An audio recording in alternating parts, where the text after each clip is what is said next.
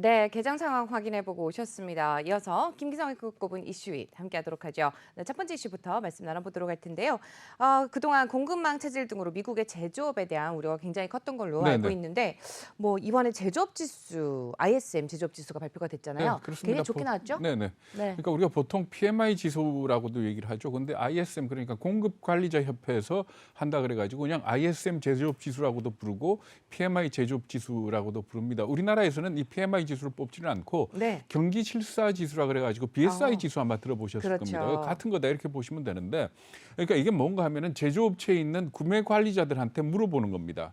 생산이라든지 출하라든지 주문이라든지 고용이라든지 이런 것들이 어떨 것 같으냐 물어보고 거기에 대한 대답을 수치화해서 보여준다 이렇게 네. 보시면 되는데, 전달하고 보통 비교를 해서 얘기를 합니다. 그렇기 어, 때문에 이게 전달하고 비교를 해서 어떻다라고 하기 때문에 50이 상당히 기준이 됩니다. 50이 기준이 돼서 50보다 밑으로 놓으면은 전달보다 나쁜 거고 50보다 위로 가면은 이제 경기가 좀 확장이 된다라는 그런 의미로 받아들이면 되는데, 말하자면은 정말 장사 못 해먹겠다 이랬을 때는 뭐 50m 확 떨어지겠죠. 그러겠죠. 근데 네. 이게 얼마가 나왔는가 하면 60.8이 나왔습니다. 네. 전달 그러니까 9월 달에 어, 얼마가 나왔었는가 하면은 61.1이 나왔었기 때문에 전달보다는 좀 둔화됐다 이렇게 얘기를 그렇죠. 합니다만은 시장에서는 이게 60.3쯤 나올 걸로 생각을 했었거든요. 어, 그리고 이 60대에서 지금 50 이상에서 놀고 있는 게 이게 17개월째입니다. 그러니까 어, 상당히 지금 현재 괜찮다 이렇게 볼 수 있고, 세부 항목으로 볼 것 같으면은 이 네. 부분에 대한 얘기들을 하고 있습니다. 그러니까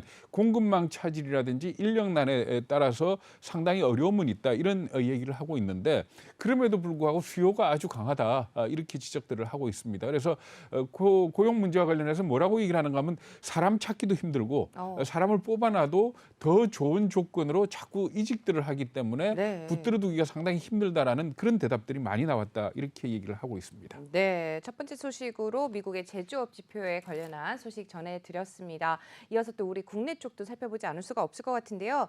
최근에 국채 금리 굉장히 급하게 오르고 네, 있잖아요. 그렇습니다. 상당히 걱정되는 부분 중에 네. 하나입니다. 그러니까 3년 만기 국채 금리가 어제 얼마를 기록했는가 하면은 장중에는 전일보다도 상승세를 보였습니다. 어, 보이다가 장 막판에 조금 떨어지긴 했습니다만은 2.098%를 기록을 했거든요. 근데 이게 어느 네. 정도인가 하면은 올해 최저를 기록했던 게 1월 5일입니다. 1월 5일 날 0.936을 기록을 했으니까 그때하고 비교를 하면은 1.16% 포인트 이상 올라간 거고요. 그리고 또 역대 가장 낮았던 때가 작년 8월 5일입니다. 이때는 0.79%를 기록을 했거든요. 그러니까 네. 이때하고 비교를 하면 거의 1.3%포인트 이상 올라간 그런 수준이다. 이렇게 보시면 됩니다. 그래서 지금 현재 기준금리와 3년 만기 국채금리의 차이, 그러니까 이 스프레드가 어느 정도 벌어졌는가 하면 1.348%포인트인데, 이거는 역대로 한 두 번째 정도 이 스프레드가 많이 벌어진 그런 상태거든요. 이렇게 국채금리가 올라가고 있는 이유, 그러니까 국채금리가 올라간다는 얘기는 국채 가격이 떨어진다는 얘기죠.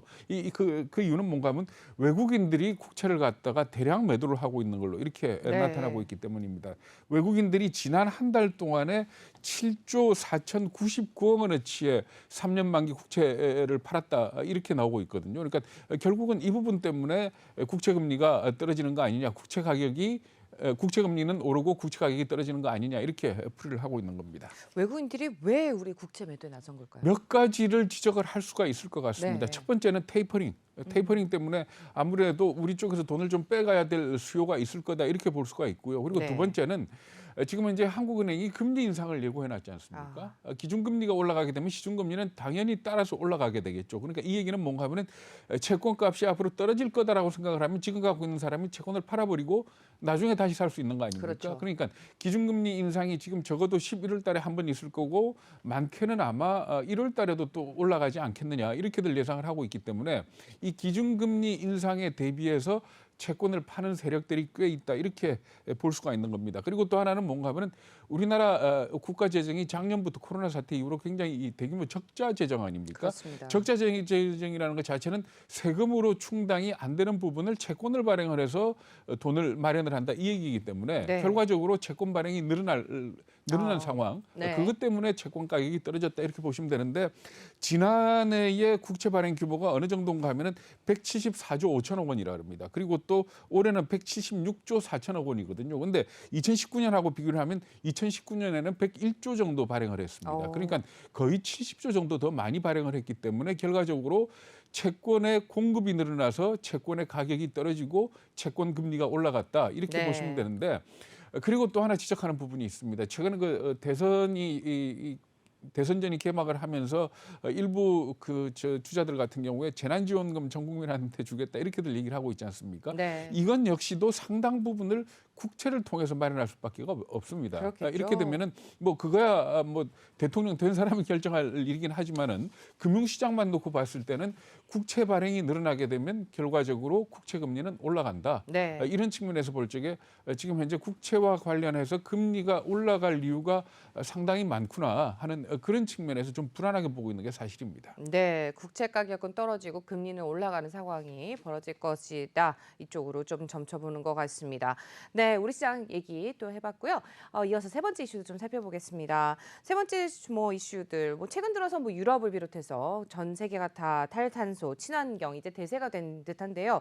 기업들도 굉장히 발빠르게 움직이고 있죠. 네, 그렇습니다. 이 친환경 관련해서 기업들이 과거부터 내걸던 모토 중에 하나가 RE100 많이 네. 들으셨죠? 그러니까 Renewable Energy 100%. 그러니까 재생 에너지를 100% 사용하겠다 하는 그런 걸 선언하는 그런 기업들이 늘어나고 있는데 최근에는 여기에다가 ESG까지 더해지면서 상당히 이 부분에 대한 기업들의 움직임이 발빠르다 이렇게 볼 수가 있는 겁니다. ESG 그러면 네. 환경, 사회적 책임 그리고 커버넌 그러니까 네. 이 지배 구조 이렇게 얘기를 하지 않습니까? 그렇죠. 예를 들어서 테슬라의 일론 머스크가 작년에 뭐라고 얘기를 했는가 하면은 친환경적으로 니켈을 생산하는 회사가 있으면은 장기 계약을 맺겠다.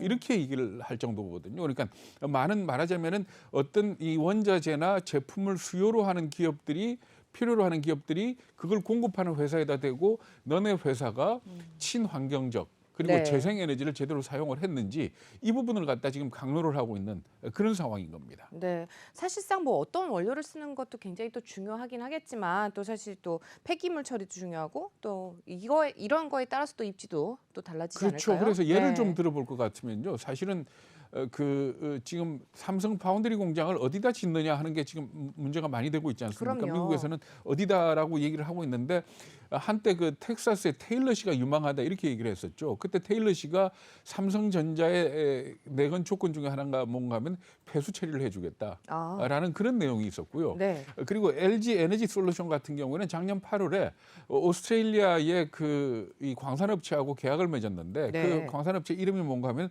오스트레일리안 마인츠라는 회사인데 니켈 장기 공급 계약을 맺었습니다. 그러면서 그 공급 계약 조건에 어떤 내용이 있는가 하면은 채굴 과정에서 나오는 광물 찌꺼기도 친환경적으로 처리를 하겠다라는 그 규정을 갖다 포함을 시키고 있습니다. 뿐만 아니고 SK 이노베이션 같은 경우는 이 코발트 계약 그러니까 네. 코발트를 세계에서 가장 많이 생산하는 기업이 글렌코어라는 회사인데 이 회사하고 계약을 글렌코어. 하면서 네. 어느 정도 계약을 했는가 하면 2025년까지 3만 톤을 갖다 우리가 공급을 받겠다라고 계약을 하면서 말하자면 친환경적, 인권적 이 문제가 없도록 외부 감시를 받도록 하는 그 조항을 포함을 시켰습니다. 그러니까 코발트 관련해서는 여러 번 들어보셨겠지만 아동 노동 착취와 관련이 있지 않습니까? 네. 그러니까 이런 부분에서 다 신경을 써서 지금 기업들이 움직이고 있다 이렇게 보시면 될 것 같은데 결과적으로는 과거에는 기업들이 공장을 짓거나 할 적에 전기가 잘 공급이 되는지 물이 제대로 조달이 되는지 그리고 원료 수급이 좋은지 이 정도만 따졌지 않습니까? 네. 근데 지금 앞으로는 말하자면 원료는 어디서 어떻게 오고 어떤 방식으로 생산을 하고 전기는 이게 석탄 화력이냐 아니면 재생에너지냐 그리고 나오는 폐수나 이런 어떤 폐기물 같은 경우는 어떻게 처리하느냐 이것까지도 다 따져야 될 만큼 이제 기업 경영이 굉장히 좀 뭐라 그럴까요 어려워졌고 네. 이걸 꼭 좋은 면으로 봐야 되겠지만 하나 다른 의미가 있는 게 뭔가 하면 결국 돈이 더 들어갈 거 아닙니까? 그러니까 기업 입장에서 봤을 때는 어쨌든 간에 ESG RE100을 내걸면서 원가가 올라갈 수밖에 없습니다. 이렇게 되면은 이때까지 우리가 누려왔던 인플레이에 대한 우려가 없었던 부분들 이게 다시 좀 살아나는 요인이 되는 거 아니냐라는 네. 그런 지적도 있습니다. 네, 말씀 잘 들었습니다. 이어서 네 번째 이슈도 좀 살펴보도록 하죠. 최근 애국주의 참 좋습니다. 하지만 중국의 젊은 세대들이 좀 지나친 애국주의로 눈총을 받고 있다고 하는데요. 이런 외신 보도가 계속해서 나오는 것 같아요. 네, 그렇습니다. 우리가 보통 젊은 세대들 얘기할 때 M세대, Z세대 이렇게 얘기를 그렇죠. 하죠. 그러니까 밀레니얼 세대, Z세대 이렇게 얘기를 하는데 중국은 사실은 80년대 이후생들을 갖다가 10년 단위로 끊어서 얘기를 했습니다. 그러니까 아. 80년대생을 바링허우, 그리고 음. 90년대생을 주링허우, 네. 2000년대생을 링링허우 이렇게 얘기를 아하, 했거든요. 근데 네. 각각의 특징들이 다 있습니다. 아하. 80년대생 같은 경우에는 네. 말하자면은 일가구 일주택 일가구 일자녀 정책이 채택된 이후에 태어난 그런 애들이거든요. 아. 그래가지고 각 집에 말하자면 모두가 외동아들, 외동딸입니다. 네. 그러다 보니까 좀 뭐라 그럴까요? 자기 위주의 그런 이기주의 좀 같은. 독단적인 네, 네. 그런 면이 있고 또 이 말하자면 혼자를 위해서니까 소황제라고도 소공주, 소황제 이렇게 부르지 않습니까? 네, 그러다 그렇죠. 보니까 말하자면 충분한 어떤 대우를 받고 자랐다 이렇게 볼 수가 네. 있고요. 그리고 90년대 주링하우 같은 경우는 인터넷 발달하고 같이 커왔고 그렇죠. 그리고 또 그때가 중국으로 봐서는 굉장히 급격하게 성장하던 네. 그런 시기거든요. 그래서 말하자면은 이제 부모들이 돈을 모으는 걸 보고 자란 그런 세대들입니다. 여기에 비해서 2000년대 그러니까 링링허우 같은 경우는 네. 어떻게 구분을 하는가 하면은 이게 베이징 올림픽을 갖다 유년 시절에 보낸 그런 친구들 아닙니까? 네. 그러니까 그렇죠. 태어나서 베이징 올림픽을 하면서 중국이 강대국으로 올라서는 거를 보고 자란 그런 세대 이렇게 보시면 되는 겁니다. 근데 중국의 이 젊은 세대를 갖다 구분을 할 때 이 외신들은 어느 걸 갖다가 중심으로 잡는가 하면 천안문 사태를 중심으로 잡습니다. 오. 그러니까 1989년에 천안문 사태가 일어났지 않습니까? 네. 천안문 사태가 일어난 이후에 중국의 교육 제도가 바뀝니다. 교육의 내용이 바뀝니다. 그러니까 애국주의적인 것. 그러니까 네. 과거에 서구 열강으로부터 침탈당했던 그 역사를 가리키고 애국주의를 주입하는 그런 교육들을 많이 했습니다. 그러다 보니까 결과적으로는 굉장히 애국에 좀 관계가 깊은 네. 그런 어떤 행동들을 하는 그런 세대들로 변했다 이렇게 보시면 되는데 네. BBC가 그래서 뭐를 갖다가 지적을 했는가 하면 네. 자간오라는 그런 명칭을 갖다가 지적을 했습니다. 자간오요? 네네. 네, 무슨 자간오가 뜻일까요? 뭐냐면 중국의 그 정부에서 인터넷에 좋은 댓글을 달거나 글을 올리면은 과거에 돈을 줬다 그럽니다. 오. 그래서 중국 화폐 단위가 위안 밑에 있는 게 마오라고 얘기 들어보셨죠? 네. 그러니까 1위안이 10마오인데 네. 그렇게 좋은 댓글을 올리거나 글을 달면은 5마오씩 줬다 그럽니다. 아, 그래요? 네, 그래서 이 오가 중국 발음으로 우 아닙니까? 네. 니을 산스 우 이렇게 나가는데 네. 그래서 이 사람들을 갖다 우마오로 불렀다는 거예요. 오. 근데 지금 현재 중국을 놓고 볼 것 같으면은 이렇게 돈을 받고 댓글을 달거나 글을 올리는 게 아니고 자기 스스로 네. 그런 어떤 애국주의적인 글을 올리는 친구들이 아. 굉장히 많아졌다는 겁니다. 네. 그래서 이걸 갖다가 스스로 나서서 활동하는 우마오다 해가지고 아. 이걸 갖다가 자간호 네. 이렇게 스스로 부르는데 잤자군요. 네네. 네. 그래가지고 이 자간호들이 말하자면 애국 청년이죠. 음. 애국 청년들이 이 인터넷상에서 굉장히 활동을 하고 있다는 이 부분을 갖다가 BBC가 지적을 한 겁니다. 좋게 풀면은 좋을 수도 있는데 어떻게 보면은 좀 불매 운동을 한다든지 김치 우리 대표적이잖아요. 한복에 대한 좀 잘못된 정보를 전달하기도 하잖아요. 네, 그렇죠. 그러니까 이 자간호하고 또 하나 집단이 있는데 말하자면 소분홍이라는 그런 명칭이 있습니다. 소분홍이 뭔가 하면은 네. 이런 그러니까 90년대 이후에 태어난 아주 그러니까 좀 지금으로 따지면 한 20대 정도 되는 굉장히 애국주의 개념이 강한 네. 그런 친구들인데 이 친구들이 활동하는 사이트의 색깔이 분홍색이라 그럽니다. 아. 그래서 작은 분홍색 해가지고 소분홍이라고 네. 얘기를 하는데 이 쪽에 속해 있는 이 카테고리로 묶이는 사람들이 말하자면은 굉장히 애국주의적인 일을 애국주의라고 국수주의적인 네, 그렇죠. 표현이 맞겠죠. 그러니까 예를 들면 글로벌 브랜드들의 불매 운동, 나이키라든지 네. H&M이라든지 이런 것들을 갖다 주도를 하고 우리나라와 관련해서는 김치나 한복이 중국 거다라고 했을 때 인터넷에서 와글와글 시끄럽게 구는 친구들이 바로 이런 친구들이고 그리고 이 친구들은 말하자면은 단어 문제를 가지고 한국이 중국의 문화를 훔쳤다라고까지 얘기를 하고 있는 네. 그런 얘기입니다. 그리고 아마 기억하시겠지만 BTS가 벤플리트상 받았을 때 네. BTS가 칩니다 뭐 어쩌고 얘기를 했지 않습니까? 이건 역시도 다 이쪽 집단들의 말하자면 움직임이다 이렇게 풀이를 하고 있는 겁니다. 근데 왜 갑자기 이렇게 국수주의적 애국 청년이 득세를 하게 된 거죠? 네, 아까도 말씀드렸지만은 그러니까 천안문 사태 이후에 사실은 중국 공산당이 굉장히 놀랬다는 겁니다. 그러니까 이렇게 자체적으로 시위가 일어났던 거 아닙니까? 네. 그래서 교육의 방향을 바꿨던 거고 이게 어떤 애국주의의 시발점이 됐다 이렇게들 네. 표현을 하는데 그것 이외에도 말하자면 중국 정부가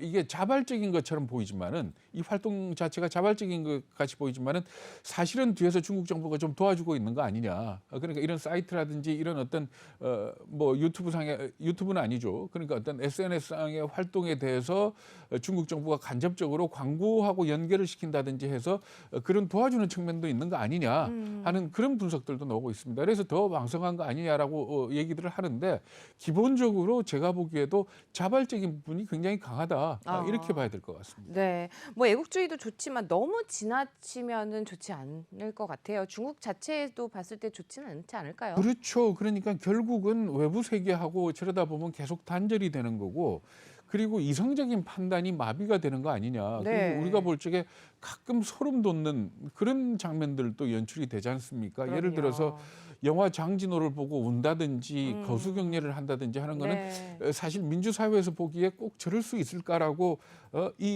그런 느낌도 들고 그리고 또 얼마 전에 있었죠. 그 공산당 100주년 행사에서 이쁘장하게 생긴 왜 아나운서 네. 출신 그 여성 한 분이 나와서 그 공산당에 대한 충성 다짐하는 네. 그 맹세를 들어봤을 때 네. 저게 우리나라 60년대, 70년대에 가능했을까라고 할 정도의 그런 움직임 아닙니까? 네. 근데 이러다 보니까 결과적으로 뭔가 하면은 세계적으로 왕따를 당하고 있는 겁니다.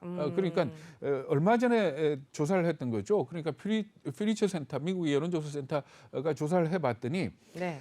지난해 14개 나라를 대상으로 조사를 했습니다. 그랬더니 대다수 나라에서 4명 중 3명이 중국에 대해서 부정적인 의견을 나타냈고요. 특히 우리나라, 미국, 영국, 호주 같은 경우에는 중국에 대한 이 비호감도가 역대 최고치를 기록할 정도라 그럽니다. 그러니까 결과적으로 이렇게 너무 국수주의적으로 빠지는 것 자체가 중국으로 봐서는 어떻게 보면은 내부 결속은 가능할지 모르겠지만은 네. 외부적으로는 더 좀 말하자면 비호감으로 가는 그런 길이 아니냐라는 그런 걱정들을 하고 있는 겁니다. 안녕하세요. 내외경제TV의 장유진입니다.